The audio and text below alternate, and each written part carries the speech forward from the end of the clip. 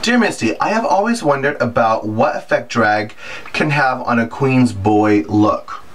For example, queens who have their hips and ass done and still live their lives as a man and things like that. What do you think about it, and how does drag affect your boy appearance? That's a really, really good question. If you make a career out of female impersonation and you do lifelong adjustments like your lips, for example, and look at Detox on RuPaul's Drag Race. I'm going to use her for an example because everybody knows her. She said once on the show she had everything on her body pumped full of silicone except for her toes and her nose. That's a lifelong commitment to her craft and her art form, and that's a lifelong commitment to her body.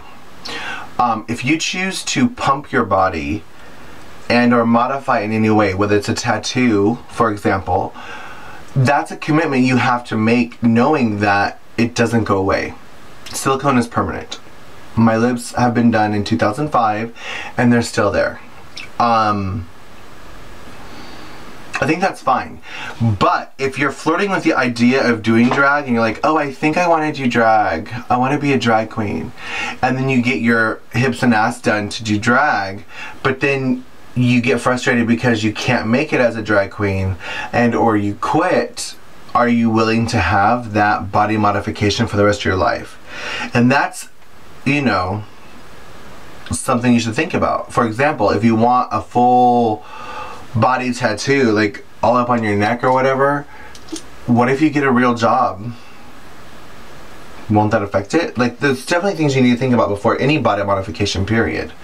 But what do I think about boy queens that do this? I think it's fine. I love body modification, tattoos, silicone, hormones, steroids, anything that you choose to alter your body. I think is you need to go into it, A, educated, B, you need to go into it with the full mind of side effects and or possibilities of going wrong. You need to go to someone that definitely knows what they're doing.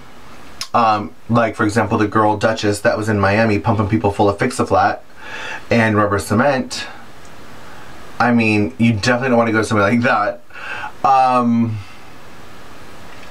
But yes, for example, my lips are done and I have a full set of acrylic nails, which means these don't come off. I mean, I get them touched up once a month and they're not permanent, but they are a fixture. So if I go to the bank or Walmart in the daytime, they're there. You know, so I guess you have to be comfortable in your own skin if you're going to alter your body and walk around as a gender fuck or a freak. Because I know when people look at me with my lips and nails, they're like, what's going on? But I don't care. I mean, they're allowed to look at me. It doesn't make me uncomfortable. I know why they're looking at me. I don't know. I don't know. But yes, to answer your question, if you become a professional entertainer and you do work every day and your girl job starts to take over your life, your boy body and your boy life does definitely get affected. I think my boy life started to really feel the effects when I started growing my hair out to where falls. You know, because I used to wear full wigs and glue them, and finally I was just over it. Especially in Florida, it's too hot.